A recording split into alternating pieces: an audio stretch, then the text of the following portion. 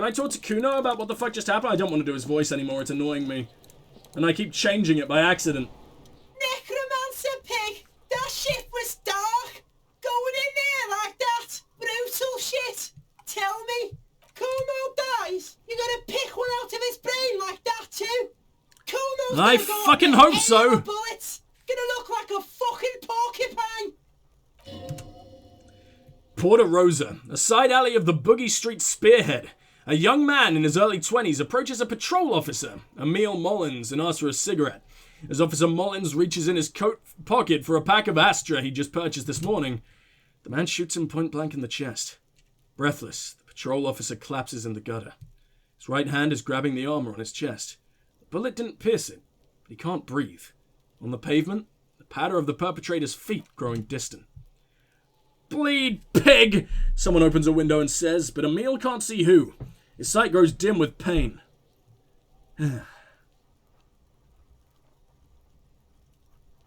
"I'll be there for you, Kuno." "Yeah." There's a dreamy look in his eyes. "Well, that's it, by the looks of things. What about this bitch? You got anything new to say?" "I'll die before I squeal, pig." "Child, converse with me." "No, listen, child. The smell is so bad that I threw up, and I was wondering..." "Stay away from me, pig. You don't want to see what happens when you corner me." "Well, I can't be bothered to deal with anything you ever have to say again, you little shit. So, let's move on. I don't really know what to do next, though. I might go open up the lock, but there's still way more I want to do." "Shut up, tiny penis man." That won't make any sense if that fucking car noise didn't come through on the mic, but whatever.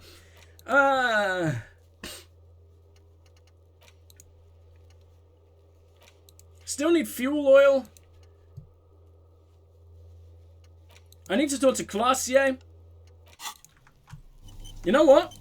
Scab Leader and Classier, they're next on my agenda. We're doing actual police work today. I'm spending a lot of time on the main case. And I think that's just fine. I'm excited. I'm very, very excited. It just gets more and more mysterious as we keep going. The story of this game ramps up with every session I play, and I love it. Right, you, arsehole. Can I turn everyone against you? Right to work! Shame on you! I think you may be able to help me decipher some tattoos. Don't think so, he grunts, barely glancing at it. Suddenly, this feels like a really, really bad idea.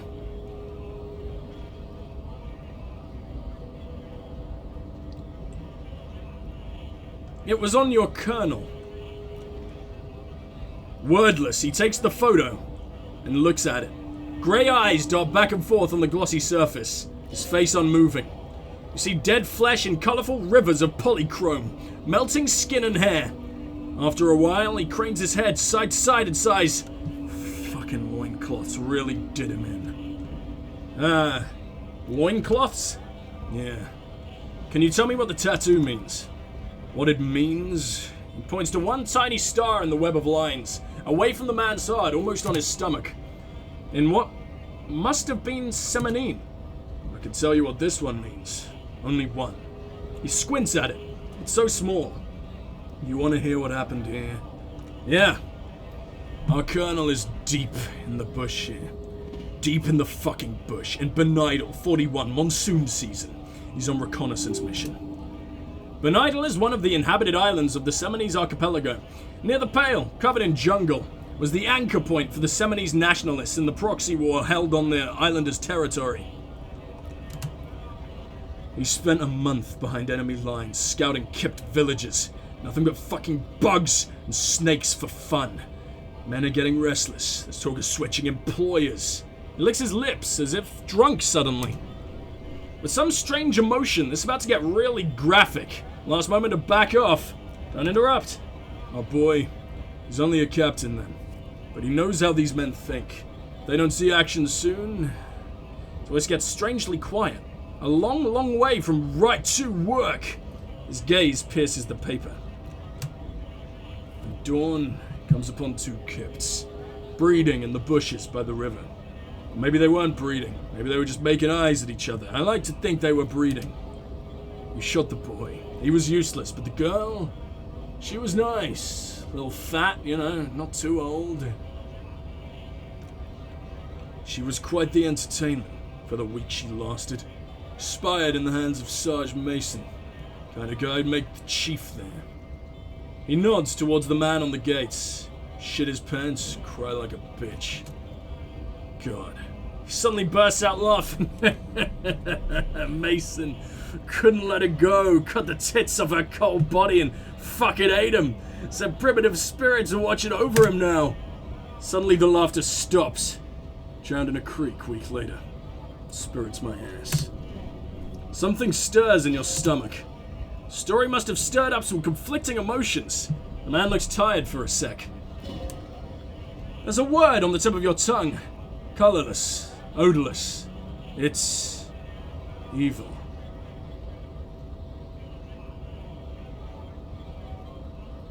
You're not really a scab leader, are you?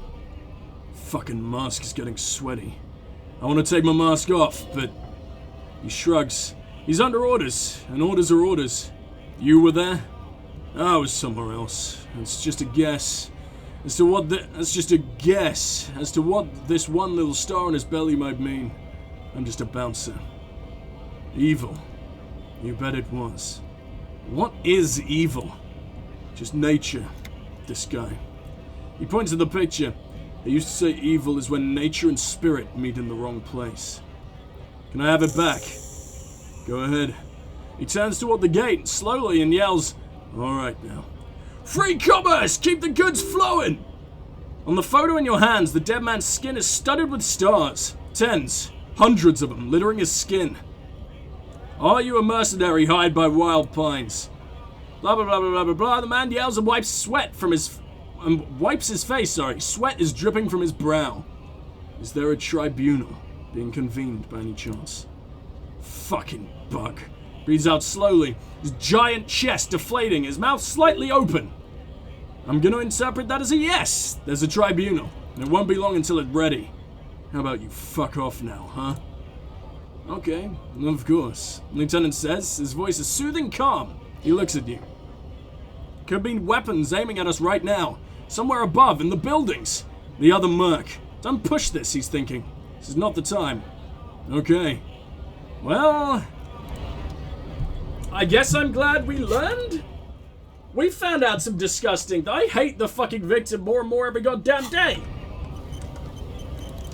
And I like Titus more and more every goddamn day, which is strange. I would have thought I hated that dude pretty much permanently. Let's go back in and see if there's anything new we can say to Titus, and if not, I'm gonna go and see Classier. I think it's finally about time we got some information out of her. Especially now we've taken down the body. It's you again. What is it? I talked to Joyce, the merc you hanged. His friends are coming for you. Yeah, he doesn't seem worried. By his friends, you mean his squad mates from Credel? Wouldn't want to beat up his grandma. There's snickering in the room. Some of their men put the beers down. Yeah, they're forming some kind of tribunal. And they're coming for you. This is what happens when you take the law into your own hands. Other people start doing it too. Let 'em come! Blondie yells from across the cafeteria. The Hardy Boys are right fucking here! You heard the man? Right here. He points to the ground. We're armed. We got the whole fucking district behind us, and Glenn's fucking crazy. Yeah, well-oiled murder machine! He punches Blondie in the shoulder. Do you know that a single Serae's giant hornet can kill 40 bees a minute? Fuck's that supposed to mean? You're the bees. They're the hornet. We're not bees, we're men. We're socialists. Easy, he's trying to phase you. He turns to you. What are you trying to do, scare my men? Joyce says they've gone rogue. Nobody's controlling them. Big fucking surprise, he mutters.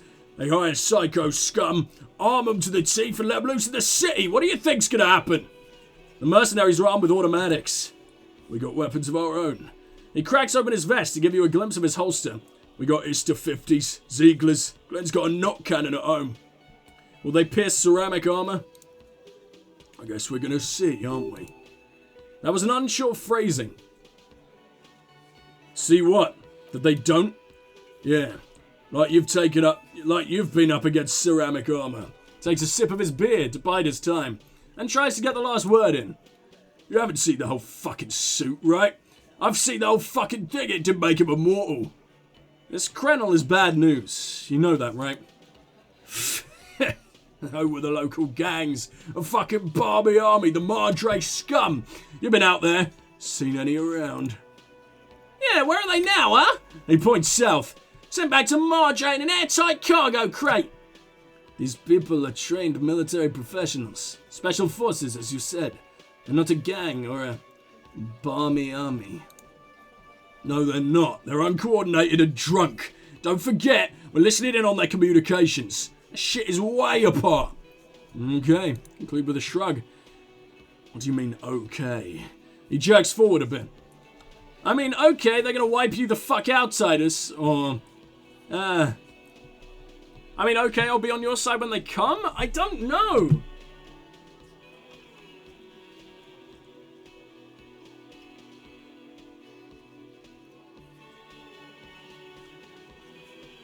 I don't want to pick a side.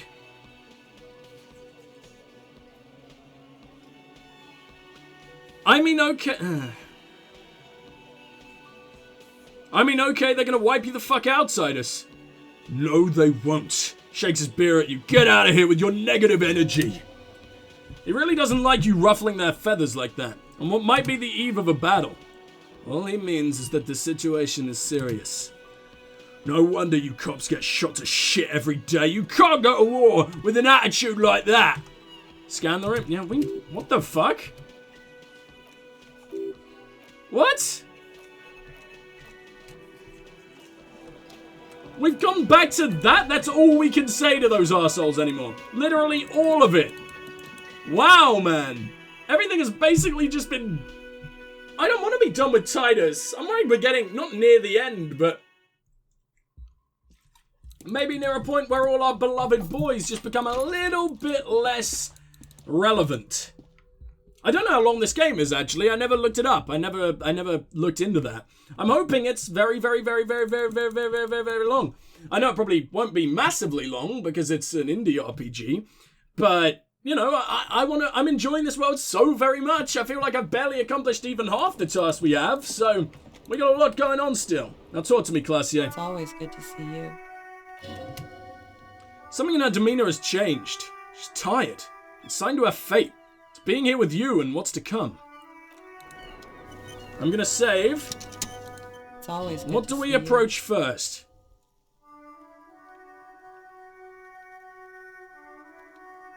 The Hardy Boys told us what really happened. I understand. She puts her coffee mug on the table. You don't sound surprised. You were expecting this. I knew there was a chance you'd get them to tell you. It's what you do. You're the police.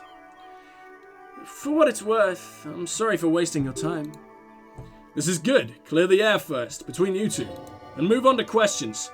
No, it's not good. It's the opposite of that. This will let her dictate the terms of your... Shush, I can't hear what she's saying. If you knew we would find out eventually, why did you waste our time? Because of the Hardys. I couldn't just dispense with them. They were only trying to help me. She looks at her feet. Out of the shit I'd gotten into. Is she implying the Hardy Boys are the law? That's not a good enough reason. You're right. There's more. More. You answer the coalition government, and by extension, the moral intern. She reaches for a new cigarette. The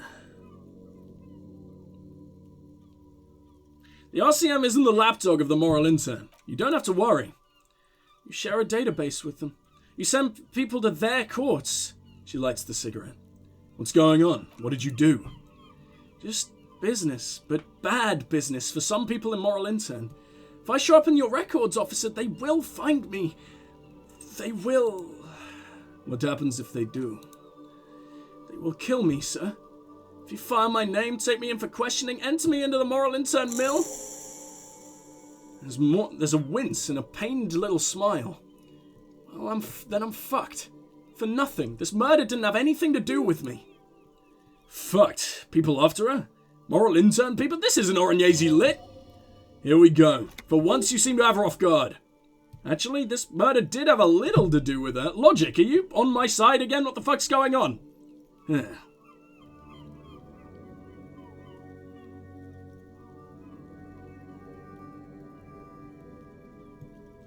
When was the window changed? Last week. Angus and Titus's brother. I think he's called Tibbs. Took care of it. She takes a drag. You should have a look at that window. Reconstruct the scene. It's right there, so near. In her bedroom? Inside? Yes, you see the glass sparkling out of the corner of her eye. Out of your eye, sorry. You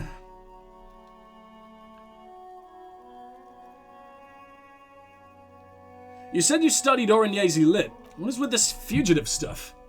I did. I also had a side job selling insurance that I was really good at. Got picked up by a bank. Competitive intelligence, they called it. After that, I sort of transitioned out of the whole culture scene. What did you have to do with these people? Or what did you do to have these people after you? It's not nice, but it's not illegal. Not here in Revachol, or even in Oranje. What exactly did you do? Industrial espionage. I joined a business collective with the intention of betraying them. I did my job well enough to be asked to do it again. With a bigger company. The kind you really don't fuck with. I took their ledgers. 2 decades worth of accounting. He taps on his notebook. I need the names of the companies involved and who hired you. The job was Luzduin County Savings Bank. They sound small, but they're a part of the Luxap conglomerate. And that was the second job. The first was some printer company. You wouldn't even know him. But she really destroyed him. She still feels it. As to who hired me for the job, I don't know. But they're after me too, along with Luskap and their friends in the MI. She breathes out, heavily. Once you're done in the competitive intelligence circuit, you don't have allies. You're radioactive. Luskap.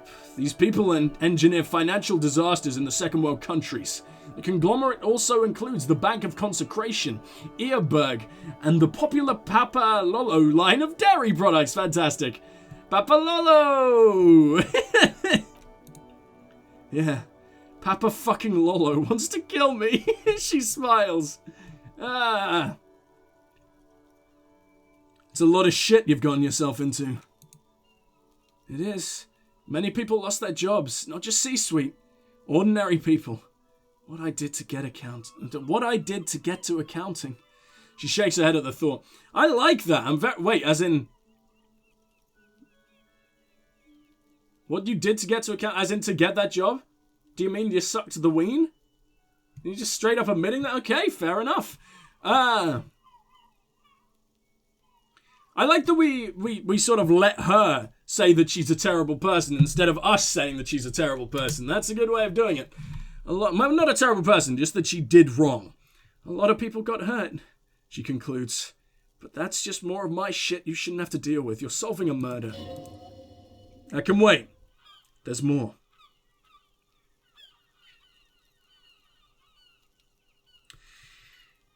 It seems really on and off when our things are against us or not.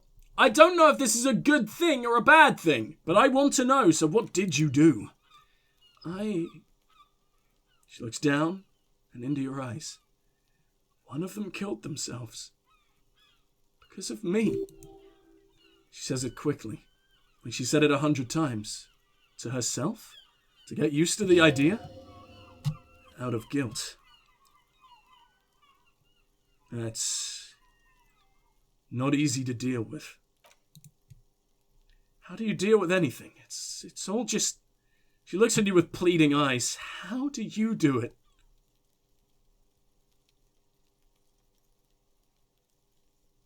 I don't either. There you have it. She's already almost devoured the cigarette she's just lit and looks at it sadly. The way of the warrior. What happened here? The night he died. We were there. She points to the window. The silhouette of the bed is visible. Together. In bed, I mean. Tell me exactly what happens. Graphic detail. I want to be able to wank to this later. Oh god, he's dead. I can't say that. Okay. He was in a kneeling position. He just entered me. I was on my back, looking at him. I heard the window behind me shatter. I turned to look. There was a hole in the glass. I turned back to him. His eyes were looking through me. His mouth was open, dumb. I could see... Her chest rises and falls with each word. She's keeping herself together and says it. I knew he was dead before he fell down on top of me. You were right. He did enjoy the moment of his death. Man, I'm a genius! I knew he enjoyed the... Fuck it. I knew he enjoyed the moment he died. I could see it in him. How? He just had a hunch. Detectives have those sometimes. Then what happened? He was heavy. I pushed him off and he fell to the floor. There. She points through the window. He only had his boots on. I bit the pillow, not to scream, then ran downstairs. So he only had his boots at the time. Where the fuck is his armor? She has the armor, doesn't she? There's a long pause. She just stands there, her arms at her sides. Then she continues. I waited for the second shot to come. For me, I thought there would be one, but it never came.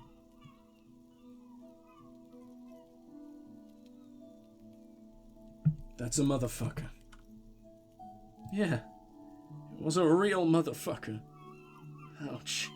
She looks down. Her cigarette has singed her fingers. She throws it away and immediately proceeds to light another one. Is this all you do all day, lady? How are you still alive? I guess she doesn't want to be. What time was this? When did it happen? It would help us if you could be as precise as possible.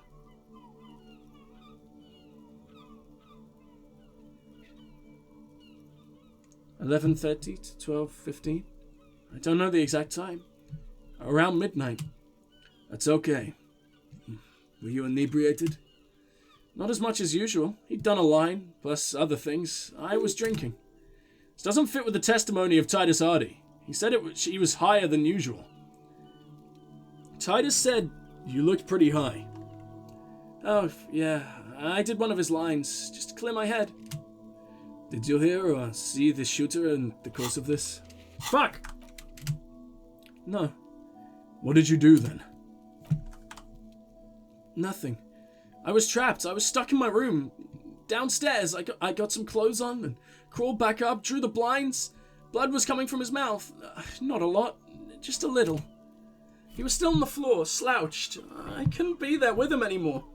So I ran down and out of my room, into the hallway, down the stairs. I knew there would be people there. Run, woman, run!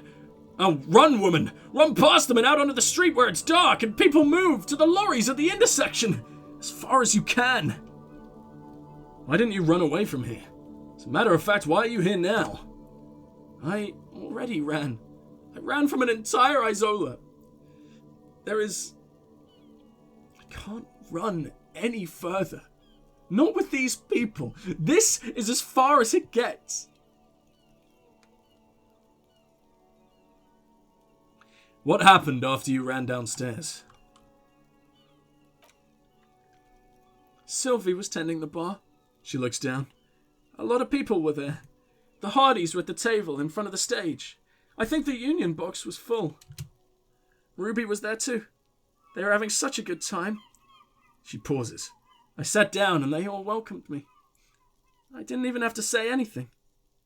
Ruby knew something was wrong. Before we continue, who is Ruby? Ruby, you know, the leader? The leader? Of what? The Hardy Boys. She says it as if it's self-evident. You're fucking with me, though. You're fucking with me. I don't know if I believe this. I know there is another Hardy Boy, but I think you're just trying to break me and Titus. I think you're trying to make our relationship work. I could be wrong. Let's see where this goes. I thought Hardy was the leader of the Hardy Boys. Well, nominally, yes. Ruby's the one they go to when things happen. Like, things they need taken care of. She's the organizer. It's Ruby, and her phrasing is entrusted with great power. She trusts her, so do the others. Would you say she is the 8th Hardy Boy? Why not? She also partied with Ruby, however? Did you party with Ruby too? No. She smiles nervously. The beads of her teeth shine. Still, there's something there. She won't tell you now. Okay, let's go on. What then? Well, Ruby said let's talk upstairs. I showed her the room. I've known these people since December. They know my situation. That I can't leave a paper trail. Ruby was the first one I told. She said she'd take care of this. It's what she does, you know? Takes care of things. I helped her get the body to the bathroom. We used a belt to pull him under the shower, to keep him upright. To produce lividity matching a hanging. Yes. This is a concurrent with your doubts. The autopsy about the colouring being... I knew that. Colouring in his lower limbs looked faint. About half an hour had passed since the moment of death. She nods. You were late. The marks would have been faint by that time. He makes a small pointing motion with his pen. It's meant for you. Then what did you do?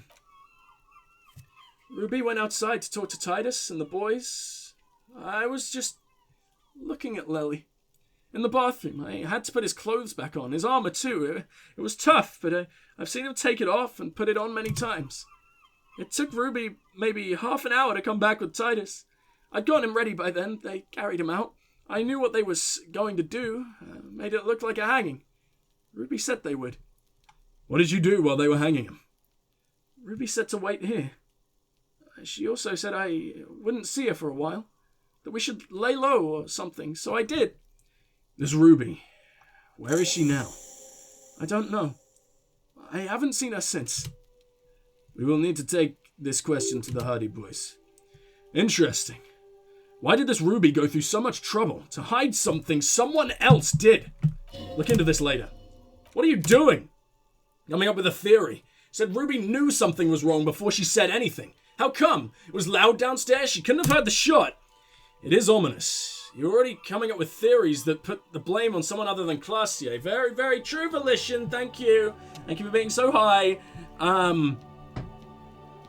When it happened, did you hear a gunshot? When he was shot? I may have. I don't know. I couldn't hear anything over the glass exploding. Could the people after you have killed him? That's the first thing that went through my head when I heard the glass break. And I thought they'd found me. They've killed him to punish me. All last week I've tried not to talk to anyone or be seen with anyone. She looks at her cigarette. So they wouldn't be hurt. I've come to understand, however, that this is paranoia.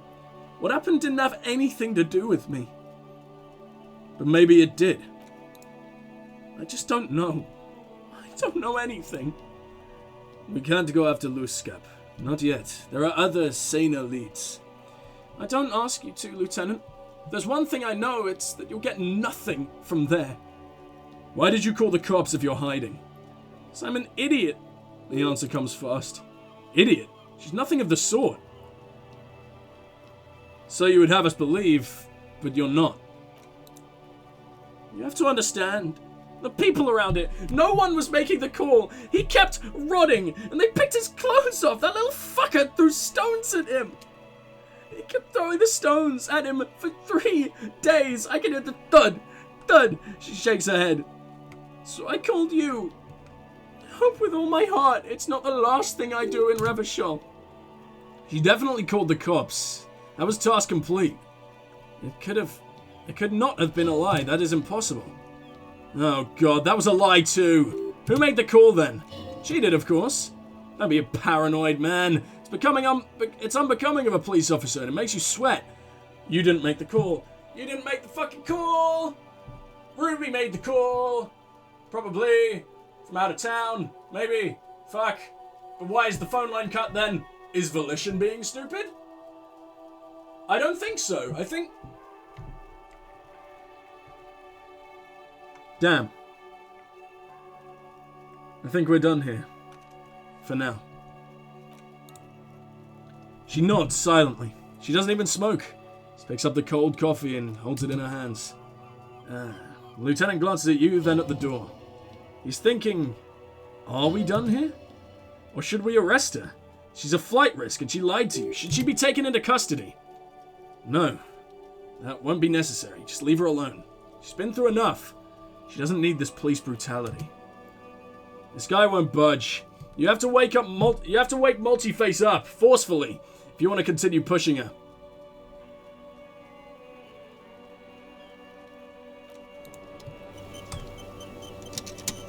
Hey, bitch! officer. In God's name, wake up! Who? What? Oh, dear Lord, you've been lied to! She could have killed her lover and lied to everyone! She's not the most fair and just at all! She's smoke and mirrors, will-o'-wisps! She probably didn't give you her real name either! Why would she? Arrest her immediately before she further entangles you in her web of lies! Take it easy. Don't overcompensate with this course correction. Ask questions first. Start at the top, choose at the bottom. It's how we've always done it. No rush. See? You know, I think you didn't make that call to the station. I did. She takes a step forward. What is this? I called your desk, or whatever it is. The numbers are all over town. Call 8102 for emergencies. There was an older woman on the end. It sounded like she was smoking. She took my complaint. She coughed. That is the emergency's desk number. Anyone could know that, sire, by looking around and calling the desk. I don't believe a single word she says. What time did you make the call? Thursday night. It was late, sometime after 12. The lieutenant nods in your direction. He checks out. Say nothing. Stands before you, holding her back very straight. Your real name isn't Classier Amandu. I agree. Lieutenant turns to her. You wouldn't give us your real name. Not when people are after you. Okay. Her voice sounds cracked suddenly, like there's a garrote around her neck. Okay, what? Okay, it's not. Good. You can tell me the truth. You log your work every week. It's all transmitted to Commissar. I couldn't just beg you not to enter my name. So I lied. Like I lied before, like I did at the LCSB. I have to lie all the time. She looks at her hands. Her fingernails are a chipped white. I'm so tired of it.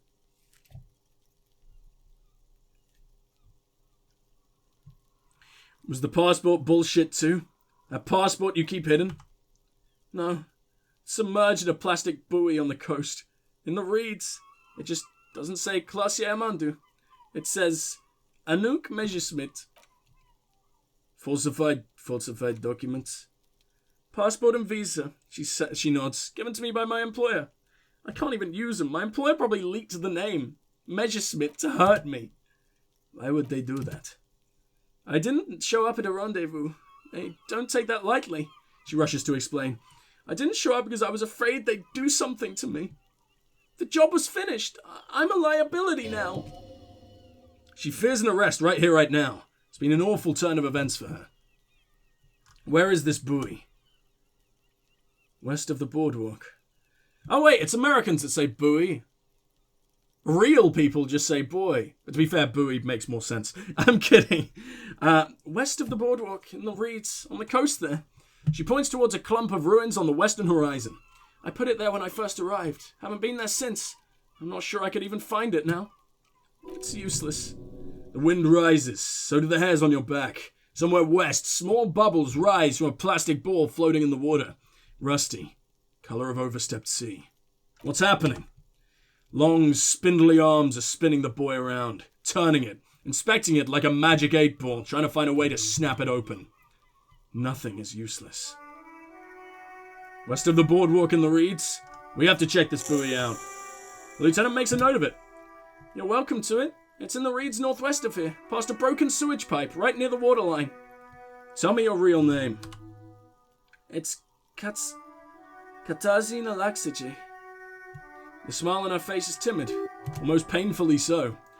It's a Grad name. Zimsk or Yugograd in origin. Not Occidental at all. Smells of motor oil, tiger, economic desolation, and rock music infused with alcoholism.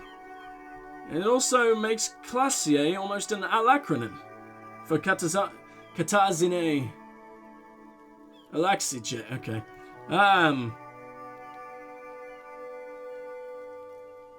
Wait, Classier is an abbreviation of Katarzyna I'm gonna butcher this forever. Laksije. She nods. It was a sentimental thing.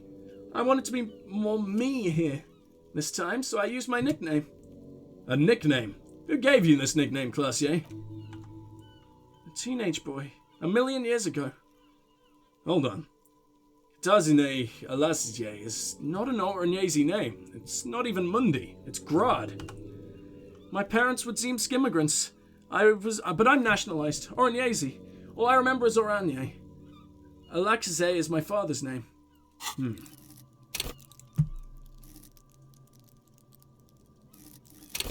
Should I boost my volition? I don't want to become boring, though. I don't want to be the boring cop. But I also don't want to fall victim to her fucking... whatever the fuck she's doing. That would be really bad.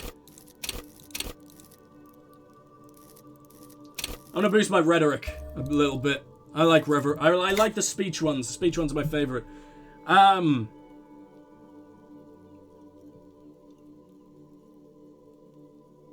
Finally we meet. Katazine Alessier. She nods. Her round eyes meet yours. They seem moist from the wind on the roof. Moist. You're probably not even Miss Oranje 37, are you? I am. A smile quivers. They can never take my sash and scepter from me. Yes, they can. For lying. Enough.